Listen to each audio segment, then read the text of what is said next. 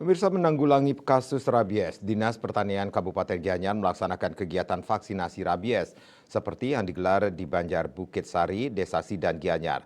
Vaksinasi rabies juga dilakukan secara mobile dari rumah ke rumah menyasar hewan peliharaan masyarakat.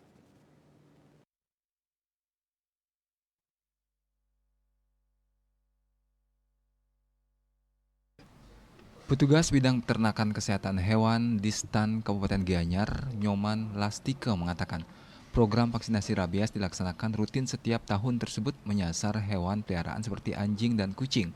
Program vaksinasi rabies yang digelar di STAN Gianyar selain menyasar anjing peliharaan juga anjing liar.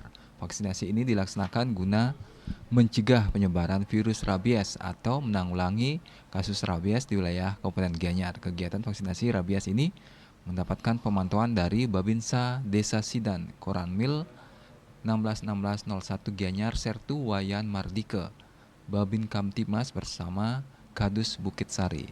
Wirnaya Bali Pos.